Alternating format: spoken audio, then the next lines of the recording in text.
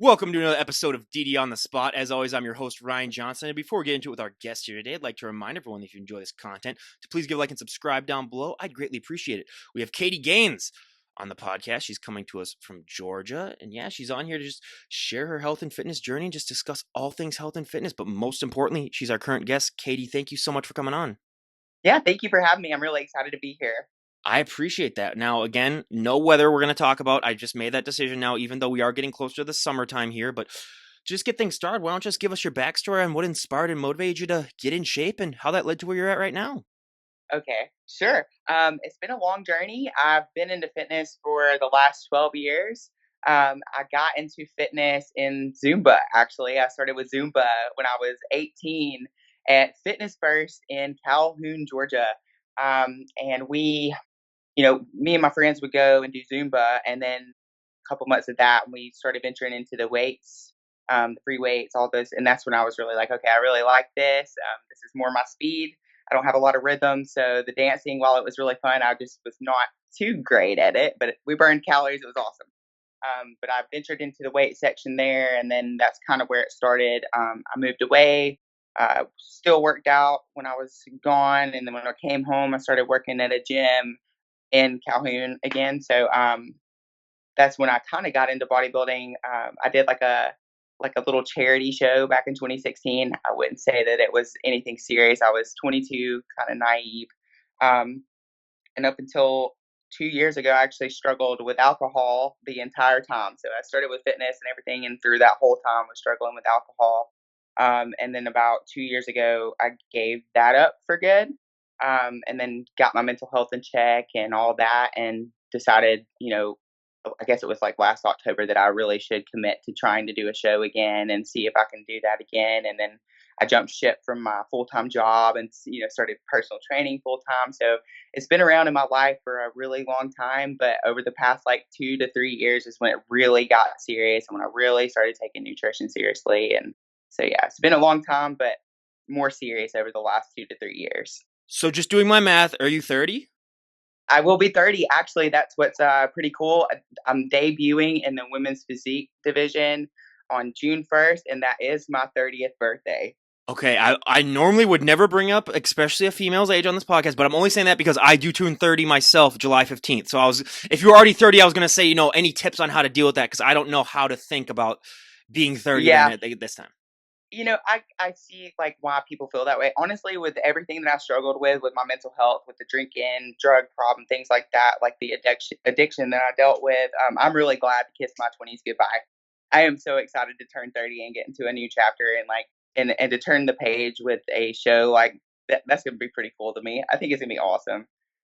I'm still like Joey and Friends, where it's like, why God, why me? You promised all the others that they would get old, but not me. But no, I Yeah. think it'll be fine because everything I've talked to, all the people I've talked to that are in that age say that your 30s are actually your best, and I've come to believe that now because yeah, you're done with all the stupid 20s. Which by God, I am willing to let my 20s go. Honestly, myself, if it wasn't for the youth thing, I wouldn't care anything about them. But when you were getting started, I mean, just the whole especially with your addictions that you struggle with, how did you do with the whole mental side of the sport? Because you have to focus so much mentally into this lifestyle in order to be successful in any way, shape, or form.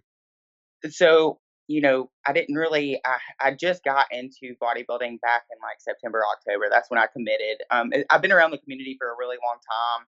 And I've worked with a lot of different people in the community, but I just I never could commit to the mental strength that it took. So uh, but with fitness in general, struggling with alcohol through that, it was like I was turning my wheels. I'd, cut down 1,600 calories every day of the week and then turn around and binge drink and eat everything that I could over the weekends. And so it was just constantly this cycle of like, why am I not losing weight? Why am I not, looking the way that I want to look? And then, I just, alcohol was a true problem for me for a really, really long time. And I begged myself to quit for a really, really long time. But it was after that. And then when I got my mental health in check really well and really started focusing on getting my brain health right, when I stopped, things started to change. My binging behaviors started to, decrease because I've always struggled with binging with everything: drugs, alcohol, food, all of those things. But when I got my mental health in check and I really started getting the help I needed, that was when I noticed the binging kind of had stopped, and I was like, well, if I'm able to take this much control over my nutrition, then we should really try to get on stage because that's something you've wanted to do for years. But I think at this point, like I'm mentally tough enough to do it. And that's not to say it's been easy by any means. I'm at the 4 week point now for my first show, and it's been hard, but having a better understanding of nutrition, having better mental health at this point, and getting past the binging behaviors and stuff, that's what kind of led me like, okay, you're disciplined enough now, and you're in the best mental health shape of your life. Like it's time to commit. And plus, with it being on my 30th birthday, I was like, you like this is just meant to be for you. Like the timing is just perfect. Well, my version of binging is workaholism, which I suffer with, and I do not want to glorify it in any way, shape, or form. I'm the person where if I have the one day where I'm not at work or I'm not doing this and I'm sitting around, I'm like, hey, let's schedule 5 podcasts for the next 3 days or something like that. Or let's schedule the whole next week's worth and I'll do like 20 of them and I'll feel great that day because then it means I have stuff to do. But then those days when you have to work a full 8 hours and then you have 2 podcasts afterwards that are both almost an hour long and you're just like, oh my God, I'm an idiot. So that's my version of binging where I'm just like, oh, I've started now on days when I'm not working or doing anything where I only look at my phone probably about like twice a day where I'll just check it in the morning and I'll check it when I go to bed. But it still is something that struggles with to this day. And it's a never ending process. But what were your friends and family's reaction like when you announced them like, hey, I want to give bodybuilding a try? That's not something that a lot of people hear of. They all have wanted me to do this for years because despite like the alcoholism and the issues that I had, like I was always always kind of had like that muscular frame. Like I was always kind of a broader, thicker girl, and I was always really really strong. Honestly, I got into powerlifting before all of this, and I had to get out of that. I would much rather be doing that. That's just so much fun to me. Um, this sheer power and strength is just so fun. But my family, like everybody around me, I mean, honestly, everybody has been like, Katie, you need to bodybuild. We really want to see you get on stage. We really want to. And I'm just like, no, it just doesn't appeal to me. And that was really just me saying, like, I'm not going to give up alcohol. Like, I don't want to give up alcohol. I always wondered, like, what would I be without alcohol? I don't, it was like my whole identity. But everybody around me has pushed for this for quite some time. So everybody was like, okay, well, nobody's shocked. We're really excited for you, but like nobody's shocked by this. We've all been waiting for you to do this. How much do you hate yourself though when you're going through a prep and you realize that you could still be doing the powerlifting nutrition where it's basically just let's just fuel your body as much as possible? I have to say, like before I, went into the cut for this prep, I bulked up. So I bulked for quite a few months, and I had this in mind. Like I had this show in mind. I hadn't really said anything about it, but the bulking, count me in all day long. Like eating that way, the power that I had, the weights that I was moving, like that was really where I had the most fun with this. And the cardio being kind of minimal. So honestly, like I do think about that actually pretty often, especially now that I'm getting down to the nitty gritty here. I'm seeing my strength kind of decrease. My stamina and endurance is phenomenal. My conditioning is great, but watching my strength come down, I wouldn't say it's necessarily been hard per se, but I just don't like it. What's it like to see your body make this transformation for the first time? Oh my gosh, I'm the leanest I've ever been. And I feel really like looking at myself, and sometimes I just trip out. And I hope that doesn't sound arrogant, but like sometimes I can't even believe that I'm looking at myself, like because I would have never thought, even a year ago, if you'd asked me if I would be in this, I would have laughed because I mean, I'm shocked by myself, honestly, very proud to say the least. And when you were getting started in the gym, I mean, I love to ask because everyone's genetics are different. Everyone always has that one body part that really, really takes off that they don't have to train as much. And then everyone has that one body part that just drags behind. What was your body part that took off? And what's been one body part that you just can't seem to grow?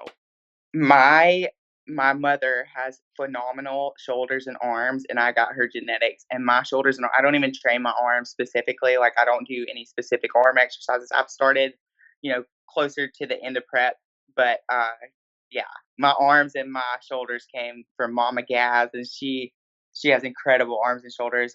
As far as like something that I struggle with, um, the size of my legs is there. Like that's something I'm seeing now. Like I have the size for the class that I'm doing, but the cuts just aren't coming. So that's something that actually kind of shocked me a little bit. But the cuts just aren't coming as quick as we wanted them to. But aside from that, like I honestly did, I was blessed with good genetics from both sides. Same for my sister. So we don't really struggle too hard to grow. at all, Well, the gym thankfully. bro in me is just saying, "What the hell? You don't even train arms? That's blasphemy." But hey, that's a good problem to have, I guess. Out of all the areas, especially for women, shoulders is one of the areas that I hear of almost all the time. That's one of their hardest areas to grow. So the fact that you were blessed in that, again, it's take it as a Yep. blessing. And I mean, let's be honest, you do need to have a lot of courage to be able to step on stage in a bikini in front of people and pose. Are you nervous at all about doing that, or have you gotten to the point where you're like, I'm going to look so good that it really won't matter? Or what are you thinking about that right now?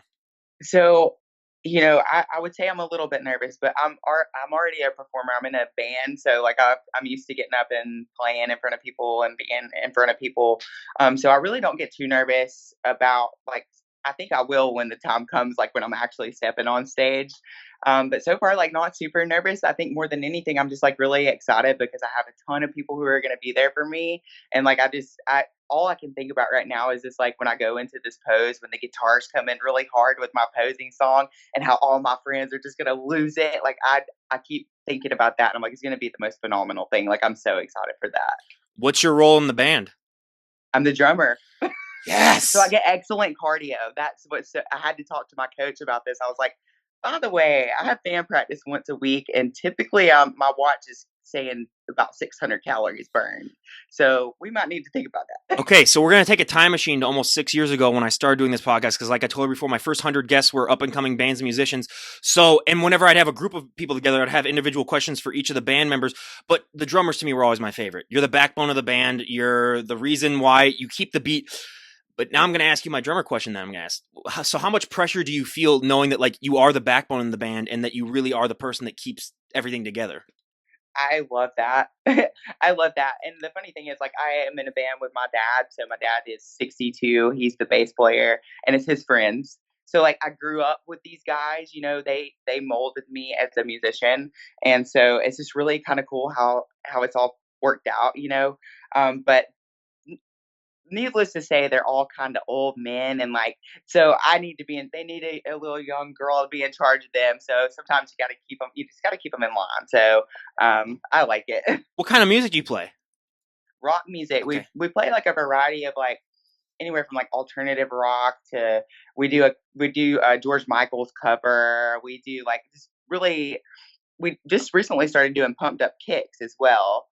So we're kind of all over the place with what we do. We do some Leonard Skinner. I mean, so it's like all over the place, but fun stuff. Pumped up. God, you're bringing me back to high school. Basically, that was. But that's yeah, that is a great. I mean, that's one of those songs where you don't realize what the song is actually about, and then when you do Yeah, realize what it's about, you're like, oh, that's what it's about. Oh, okay. There's about 100 of those, and I'm not even gonna spoil it on here for everyone. Then go up and go look it up yourself because I encourage people to actually do that because it is hilarious when, and that's happened to me for so many songs where you look it up and you're like, oh wait, that's what they meant when they were writing. These guys are kind of a little sick, but it's yeah, again, it's the beauty of songwriting is that people have their own interpretation to it, and I find it funny how just by the tone of a song you could write a song about someone dying, and if it's cheerful, if it sounds cheerful, then people just think it's a cheerful song. So it's yeah. like Semi-Charged Kind of Life, Yes. which is not a happy song, but everyone associates it as that. Where so Yep. You yeah, can make it sound happy with some exactly. really crazy lyrics. So being that you have a background in music, has that in any way, shape, or form been beneficial at all to bodybuilding? Because I wouldn't normally put those two things together, but has anything from the musician background helped you in the bodybuilding world?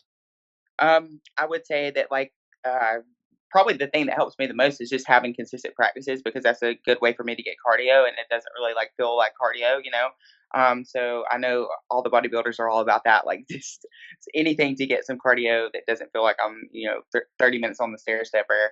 But as far as like translating directly into bodybuilding, I think the performance aspect of it will probably be helpful. I think that's going to help me not be as nervous on stage, because I do play in front of people a lot. So I think it'll help with that. And like I said, just having the cardio there every week is nice. Do you think being a drummer and keeping the beat and the tempo, do you think that that helps you at all in posing, where you kind of have to keep a tempo and like have everything in rhythm? Yes, I do.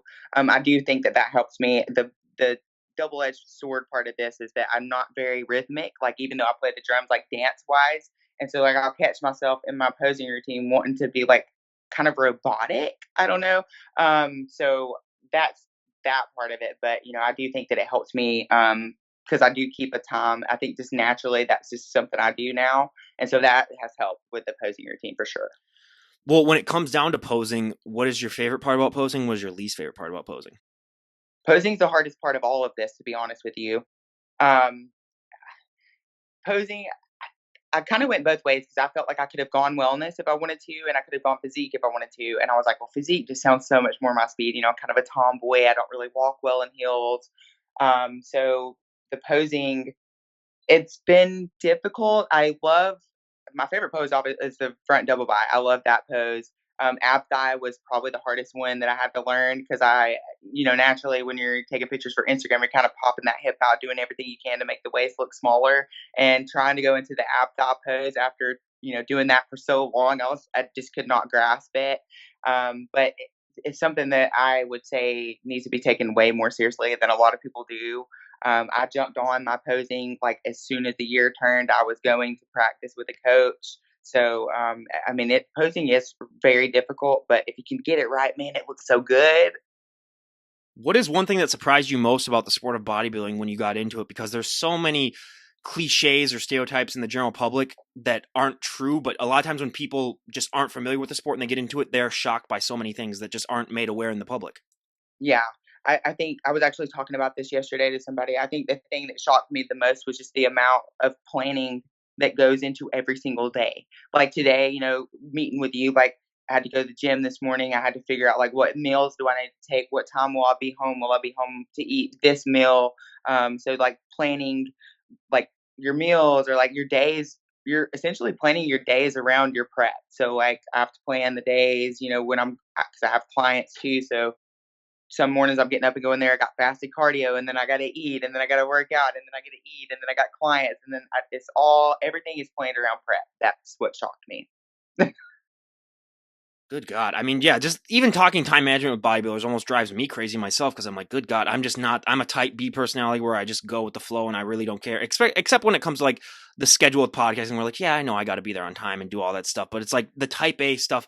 I've never met a type B personality bodybuilder and I'm waiting to meet them, but I honestly don't think they exist. Some people claim that they know people that are like that, but then whenever I'm like, oh, well, let them know I can be on the podcast, and I never hear back from them. So I'm like, okay, yeah, they're just BSing me because I Yeah, personally don't think yeah. it's possible, but just being type A and with all that stuff, how hard is it for you just to not be in control at times? Because bodybuilding is a sport where you're in control for a long chunk of the time, but then there's also times where you're not in control when it comes to either like getting sick or just Yeah. dealing with all the other things. How do you deal in those moments when you're not in control, being that you are such a type A person? Yeah, I mean, life life happens sometimes. Sometimes we get sick. I dealt with an injury through this prep. So the thing that helped me the most was specifically in regards to like the injury. That was something that's kind of not necessarily set me back, but something that kind of threw a wrench in the plans. So I was injured I couldn't work out for about 2 weeks. And that was like I didn't know what I was gonna do. I was like, "What am I? I'm gonna go like that's setting me up for failure. If I get off my routine, that's typically meaning that I'm off the routine in the entirety of it." So what I did was I just kept going to the gym, and I would sit there or walk on the treadmill or do some sort of mobility functional stuff, and I would stay there for the duration of time that I would be there anyway if I was to have been working out. That really helped me a lot. So just like keeping the routine intact, even though like I wasn't actually training, like just being there for that amount of time, I tricked my brain into thinking like everything was normal, So that worked for me. How are you able to do those mind games? Because that is one thing that I think differentiates bodybuilders from the general public, is that you're able to trick your mind a lot of times, and so many people just struggle with that. Even when it comes to just general health and fitness, where it's like you have those days when you don't want to go to the gym and then people just convince themselves not to. But how are you able to trick yourself into still pushing through? So it's funny that you're mentioning that too, because I was just talking about this as well. Something that I struggle with the most is like with sweet tooth. I have a crazy sweet tooth, and I love to have a snack right before bed, or like after I've had like a savory meal, I'm like, oh, I need something sweet now. So actually, what I've been doing to combat that is like I'll take a big swig of water and I'll go for like a 15-20 minute walk just to get some more steps.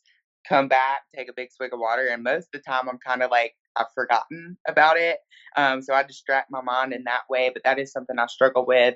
I also got me a bracelet making kit, something to like keep my hands busy. Because I'll watch YouTube a lot and stuff like that, but sometimes that's kind of I like to watch the food and people making cakes and stuff like that, and I just can't watch it anymore. So I got me a little bracelet, but just something to keep my hands busy is helpful for me. But just like filling up my schedule to its entirety has been the game changer for me. Like from the moment I wake up to the moment I go to bed, I'm busy, and that helps. See, that's what I don't get about you guys. You guys are starving at points, and then you still watch food stuff. So that's like you're just adding on to the torture. Where it's like for me, I would not want to even see or even hear someone say the word cake. But then I talked to bodybuilders, it's like, yeah, oh yeah, I binge watch the Food Network. It's like, God, I just don't Yeah. understand that.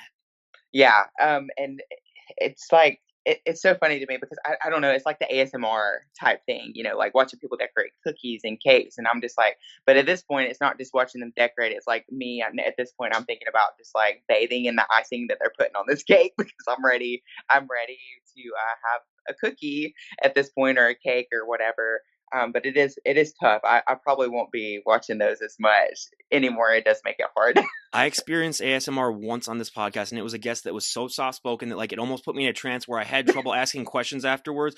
Like you couldn't really tell because I've been doing this for so long, and I ask like 75% of the main questions to everyone. So like it's so ingrained in me that I'm not going to mess up. But like even at the time, I was like, God, this is. I'm getting feeling sleepy and stuff, and I'm just like, and it wasn't because she was a boring guest. It was just because the voice was just like in a trance. And now I even told her afterwards, Yeah. like, dude, just start a channel, stop bodybuilding, start your channel, you'd be huge. So yeah, and it was hilarious because I was the one where I experienced that like every once in a while, like as a kid, like if I'd go to like a dentist and it was like a soft spoken dentist, I remember that was one where we went to, and I didn't know what that was, and then finally, like 8 years ago, when finally people started saying it was ASMR, you're like, oh, that's what that feeling was, like that tingly feeling in your brain whenever you heard Yeah.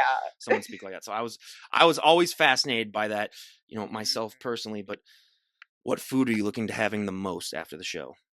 I so like I said, the first show that I'm doing, I'm actually doing two. I'm doing this local show in Rome, Georgia, on June 1st, which is my 30th birthday, which is a little bit more of a forgiving stage, kind of an amateur show. And then I'm doing the Battle at the River on June 8th in Chattanooga. But my coach and I have already talked. Like the night that I am finished with the Roman, I'm ordering a tiered cookie cake or having someone order me one because it is my birthday. And then I want icing around the top with Oreos in between. So I'm really dying for cookies. That's what I want the most, so bad. I I think I honestly, well, I I could was kill a pack of Oreos right now. Like I think I could eat the entire pack. I'm not going to, but I think I could do it. Like I am just dying for some sweets. But that's pretty much what I'm dying for. We're gonna have pizza too. Like I'm gonna have some pizza. But yeah, that's some cookies. That's one what I thing that want I'll the most. never understand, because I said this is the most guaranteed money that you would ever make in your entire life, is if you set up a cookie stand right outside of a bodybuilding show. If you Yes. did that, you would make so much money, and no one has ever had the brains to do that yet. It's like even Yeah. just go to the Olympia and just have like a cookie stand outside of it. Like you would make Yeah. so Ooh. much money. Like it's mind-boggling how much and the fact that no one has thought of that yet is really kind of insults the human race, that like we're that stupid of a species that we haven't thought of that yet. But again, anyone out there, if you have a cookie business, just go to the Olympia. You will Yeah. clean out within a day easily. Maybe even an Yeah. hour you might sell out. It's ridiculous. So Yeah, or even if like your daughter's into Girl Scouts or whatever, like sitting out with the Girl Scout cookies, like I think that would be killer too. Like that Samoa sound really great right now too. I was the first guy that really realized in our high school class, where I was the one guy in my grade that would go whenever we do, like we'd sell geraniums for football and then we'd sell other things for baseball. I would just go to bars. Honestly, wouldn't go in there and drink, but like go in there and drunk people would buy them because yeah, they're drunk and they're just be like, Yeah, hey, you want to buy some geraniums? And oh yeah, sure. I'll buy. It's like, dude, that's it's like salesman yeah, 101. So again, I never did get why people and then a lot of people obviously just aren't that comfortable talking to people and stuff like that, which I get, which as you can tell, it's the polar opposite for me. But you yeah, are very by yourself in this lifestyle. Like you're not really around people that, I mean, obviously at the gym you're around people, but like you're in your own zone for so much a period of time. Is that a space that you like, or is that a space that you're getting adjusted to? Because I know some people that are like me who also compete and they hate those times when they have to like be in prep because they can't really do stuff with people. But how have you been doing with that? yeah. So a word that I used to describe it the other day was like kind of lonely. Not I've missed things, like my mom's birthday is coming up. I'll miss that. Like I'll still go see her and hang out with her, obviously, but I won't be able to participate in the food or her cake or, like my husband and my anniversary was last Monday and we didn't get to really celebrate, because I can't really eat anything like that. Dad's birthday was back in January. So I've missed a lot of things. And I think that it did kind of bother me, but I think the only thing that's really getting me through like missing these things is the fact that I know that this is not forever. And once June 8th hits and June 9th is here, it's over, and I can go celebrate the 4th of July. Like, so that's why I would never go through a prep around Thanksgiving or Christmas or anything like that. I said if we did another show toward the end of the summer, that October 5th would be the last day that I would compete because I refuse to miss Thanksgiving and Christmas. You say that now, but trust me, I've had dozens of guests say the same exact thing, and then when I talk to them again a year or two later, they're like, "Oh yeah, I'm prepping through Christmas and Thanksgiving this year." It's one of those things where the moment I hear it, I'm like, "Oh yeah, sure, we'll see how that goes." But again, I would caution you against it because everyone that does it says how much of a pain it is, especially around Thanksgiving. Which, believe me, I would honestly be the family member myself would be like, "What's wrong with you? Like, you're not Yeah. going to eat stuff." I would taunt you mercilessly, knowing that you weren't going to cave in. But like, yeah, I would get my fun in of it too. But yeah, it's just the sacrifice that you have to do for this lifestyle is again something that most people don't understand, and that's why I love to talk about it on the show. And I mean, just overcoming all that you've overcome. What advice do you have for people that are maybe struggling with addiction? Because I know that there are a lot of people out there, and I mean, you were able to pull yourself out of it. So, what advice would you have for someone who might still be in the throngs of it and looking for a way to get out? Oh, that's a tough. That's a tough And question. again, it's all individual. I mean, everyone's case is different. So like not one answer is going to suffice everyone, but like just in general. What I struggled with when I was addicted, like when I went through the addiction with alcohol, I had some other problems too, but like alcohol specifically was the majority of the issues that I had. And I think what I struggled with, like there would be, I there were so many times I wake up the next day after a total binge the night before, and I would be like just I felt like crap, and I just would be mentally terrible. And I'd be like, please, please, for the love of God, please stop doing this to yourself. Like begging myself. My mom was begging me, my sister, my dad, and I just always wondered, like, what could I be? What would I be without alcohol? How would I act without alcohol? Not having something in my hands to, what would I do in the band? Like going out and playing these gigs without alcohol? What would I do? And I always just wondered, like, what would I be? And I encourage you to find out what you would be, because this is the best I have ever been in my life. And I hate that I waited until I was 28 years old to give it up. But honestly, I've never lived the life like this. Life is the best life and the best version of Katie that's ever been. And if I was still, I can assure you that if I had not quit, I would not be speaking to you right now. That it was that bad. And I just encourage people to find out what you would be without it. You know. I mean, I was never addicted to alcohol, but I like to have fun. But the one saving grace for me that probably made it so that I was an alcoholic is that I hate throwing up more than anything in my entire life. So that's why whenever, like, I probably drink probably once every like 2 or 3 months. Like, it's very rare. Like, obviously for a birthday or like New Year's Eve or something like that, like I'll have some, but like that's why I only limit myself to like a handful at most, just because that there was like 2 times in my life where I let myself completely go, and I just the morning after just throwing up the whole day, you're like, yeah, it's like I'm never doing this again. And then again, it happened one more time because it was a friend's wedding, and I just it got to the point where it's everything started tasting like water. So then you're just like, oh god, this is gonna be a horrible morning, but I'm gonna enjoy it while I have it. So, but again, my fear of throwing up is worse than anything. Even if I get sick with like a bug or anything, like again, I probably and again I'm a rare thrower up, or like it's probably only happened maybe a dozen times in my life, but like it's I Yeah. hate it more than well, I'm not counting baby because first of all, I don't know, and like every baby, throws up almost constantly. So, well, Yeah. I'll discount those years at least. But yeah, I'd say probably from like the age of like 5 up. But I was just lucky like that. But just going into this sport and everything, how has your husband adjusted to the change in lifestyle and everything? So my husband is a bodybuilder Okay. too. He well, he's not anymore. I think he competed twice before. This was a couple of years back. So we've been in this for a while. Like he's made it easy for me, thank goodness. Like I cannot tell you how thankful I am for that man. Like he has just been the food. He has made sure like to not bring anything around me that would bother me. Anything that we're keeping at the house with, for him is like stuff that I typically wouldn't touch. And he actually, pretty much up until I hired my coach and got strictly into like the actual food. Like he was eating everything I was eating. As long as I gave him cheese, he was happy. So it made it so easy for me. And he's just been really encouraging. And I think he's just, he's just trying to pick up slack behind me while I'm, running around all over the place right now. I'm really glad that I have Mark in my corner because I could not do this without him. And quite frankly, I'm glad I gave up alcohol because if it weren't for that, I wouldn't have Mark and I wouldn't be doing this at all. So he's been wonderful. He is just a wonderful man.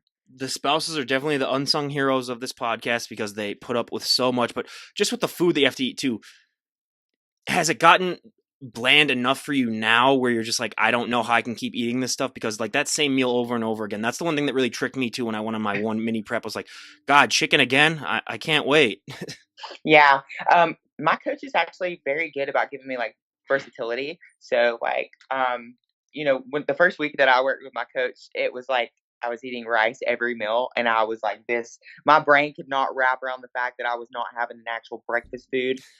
So after that first week, after we assessed how I did with that first week of that, we had a serious conversation. I was like, hey man, like I'm not gonna be able to eat rice every meal. Can we do something different? He was like, oh yeah, we were just testing the waters to see like, how you did with the actual calories and all that. And so he gives me a little bit of versatility and I love to cook. So like I'm able to make my food pretty good. Like it's not been hard for me to get it down. In fact, I love my dinner. I look forward to it every day.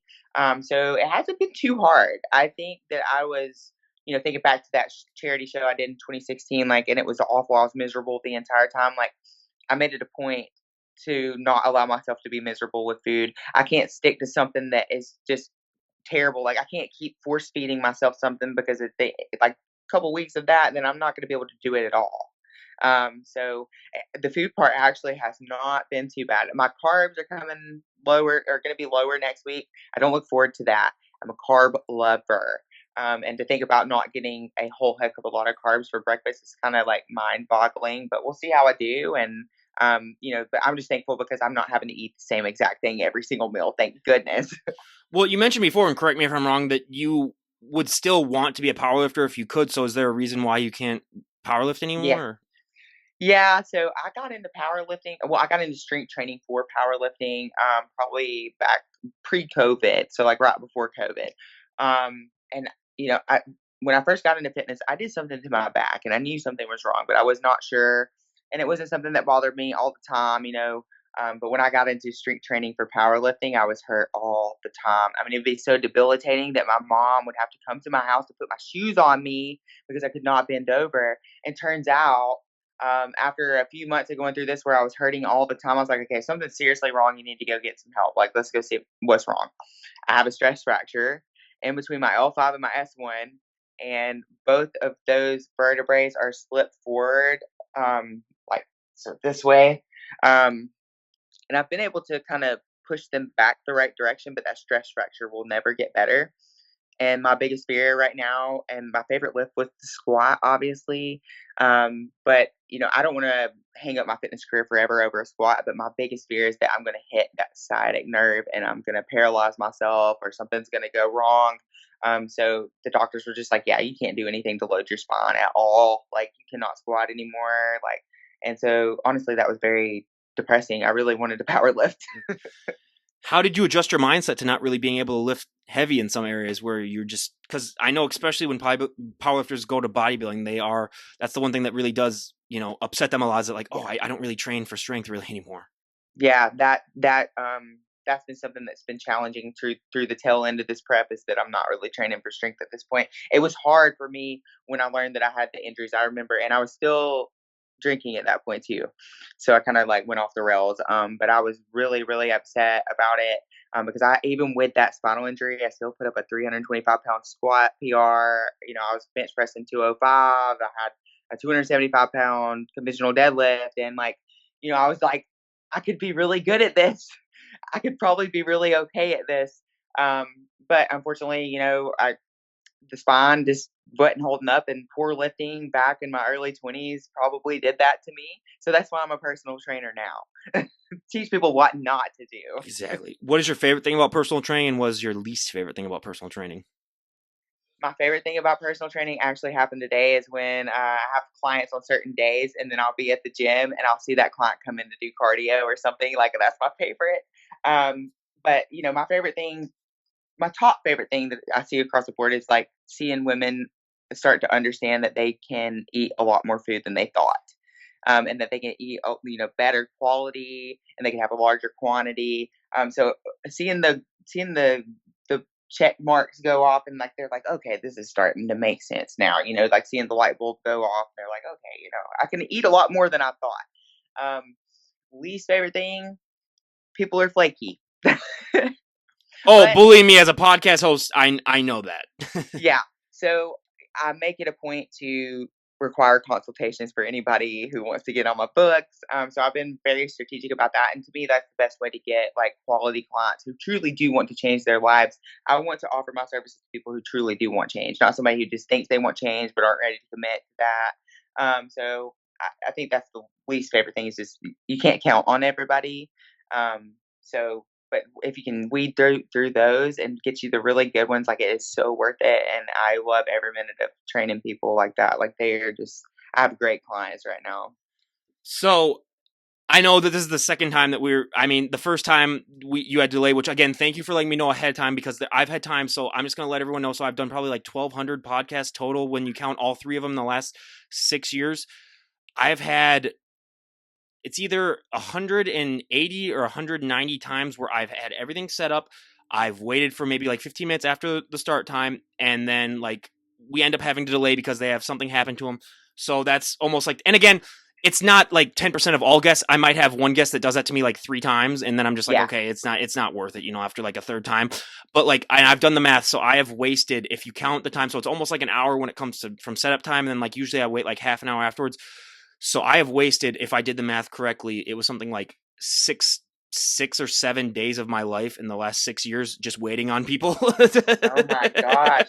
Well, here's what's crazy to me is, like, I set up so I actually left my full-time job, like, I'm just now getting into personal training full time. Like, I've done it for a while, but this is, like, I jumped ship and I'm doing this thing now. But I would make people pay a deposit on their consultation that would come off of the package they select, so they had to pay for a slot to come in and see me. And people would pay me and not show up. I'm like, "You paid to come and see me and you're not coming." I mean, that's why I did it though. I gotta first and foremost, I gotta make money for the time that I'm investing. And secondly, I need to know if you're not even gonna show up for a consultation that you paid for, then you're probably not ready to change your life either. And that sounds harsh, but it's true. If you can't show up to something you committed to and paid for, then are you truly ready to make the change in your life like that this is gonna take? Because that's just crazy to me. I'm early everywhere I go, so I can't relate. Well, there's only 3 reasons why I've never charged for this podcast. Number 1, because it's a podcast. It's like, duh, I'm not going to charge people for it. That's dumb. 2 is because I literally I feel bad taking anyone's money when it's not like associated with like actual work that I do. Like, this is work, Yeah, but it's not like work. And then yeah, 3 is that I would freak out if the podcast turned out where they didn't like it and then they paid me for it. Like, I just couldn't handle that. It's like, especially with editing too, like if the podcast came out where like someone's audio was completely off and then it's like, oh shit, they pay me for this and I can't really, like, I would freak out with that. So that's another reason too why I never did anything. And it's like, I know a lot of people do charge people to come on their podcast. It's like, no, that's stupid. It's just you're advertising the person, and that's yeah, it's like different. if you get into podcasting and you're doing a podcast, especially in this category, and you do it to make money, I will Yeah, see you homeless in a year. Basically, I'll see you on yeah, the street begging for money. I mean, it's just like, you got to realize that with people. But the deposit thing is a genius, and I know a lot of personal trainers that do that as well, because it's like, yeah, you never know with people, and that's one thing that I unfortunately learned with this podcast as well, is that people can especially be flaky, especially when money isn't involved, and they seem to become a little bit more flakier too when it's just like, oh yeah, I don't. So yeah, that's our yeah, flaky tangent there. I don't want to rip on too many of the guests I have on, but I do. I mean, I do have some like Lindsay Diaz. I've called her on a million times. I've had her on like 5 times, but this last time that I had her on, it took like 6 or 7 tries, and then since it's like, Lindsay, get your shit together. This is absolutely ridiculous. So if I didn't enjoy having you on as much, I would have kicked you to the curb. But hey, that's what happens when you're nice and you're a good guest. You can get away with a little bit more than the yeah. other Got guests. a But little leniency there. exactly. And now this is the golden question that I ask everyone as we get closer to wrap things up. If you could change one thing about the sport of bodybuilding and everyone would go along with it, what would be one thing you'd like to see changed? Oh man, that's hard because I'm such a newbie. Um, oh, I don't know. I think that people have a stigma around the food. And so, like, I feel like I'm a testament of the fact that food doesn't have to be that bad. You know, I think it would be that. Um, Ask me again after I get on stage, and I might be able to tell you more, but I don't know. I mean, I really don't know. Um, I wish more women did, like, at least in my area, like where the Roman Classic that I'm doing on my actual birthday. I probably won't even have a physique competitor against me, and I wish more women were okay with, like, the muscular build, if I could change one thing about my specific show, it would be that I would be competing against somebody in that first show. I will be at the June 8th show, but, like, the June 1st, that'd be nice. I think a lot of reason for the physique division not being as popular is because a lot of people look at like the Olympians in physique and assume that like Yeah, that's what you're going to look like if you commit to that division. It's like no, yeah. those are the best of the best. Those are the people that like have the bodies that are built for it. They do the right supplementations and all that other Yeah. stuff. It's like those are the extreme example of it. So I think a lot of times when people do just see that, they just associate like, oh, that's what everyone in the physique category is going to look like. And it's like no, not if you're just doing it just for recreation and stuff and just doing it for just to be able to say that you competed, it's like, no, you're not going to end up looking like that. And again, if I you, was that person though. yeah, I was like, I don't know if I really want to be that big. And I'm like, okay, well, same thing you said. These are people that are on Olympia stages. Like, you're not gonna. I mean, to be honest with you, like, I'm very happy with how I look currently right now. I know I will get leaner, and that's fine. But if I think that what I am right now, I probably could maintain the majority of the year. So I'm really happy with the way I look right now. But you're exactly right to your point. Like, it's not. You're not going to look like Miss Olympia. how are you preparing yourself for the dreaded post show rebound? Are you mentally preparing yourself for that? I think I'm ready. I think I'm ready. Like, I honestly think at the end of this, I'm just gonna be like, okay, we did it, you know. But I think my game plan is to have my fun the night of my birthday, and then probably have fun the night of the 8th. Probably be a little loose that night, but my plan is just go right back into what I was doing before I started prep. So. And what are your goals for the rest of the year? Obviously, when you're done with your shows, do you have any other plans, even outside of bodybuilding? Like, where would you like to be at, let's say, a year from today? Well, something that I really want to do is I really want to get into meal prepping for customers or something like that. I'm still trying to work out the kinks. The first thing I had to do when I left my full time job was to make money somehow. So I jumped into training, and I do love training. I'll probably always keep that, but I'd love to move into doing some meal prep nutrition, things like that. As far as like bodybuilding, I have been talking to my coach. He really wants to keep me after, like, he really wants to go through like the reverse diet and all that. I have a feeling that I'll probably stay with my coach and at least go through a reverse diet, and probably even go through a bulk. I'd love to add more size to my legs. So even if I don't do another show, like, I think I'll still continue to work with my coach to try to build my legs just a little bit bigger. That's ultimately what I would love to do when I get done with this.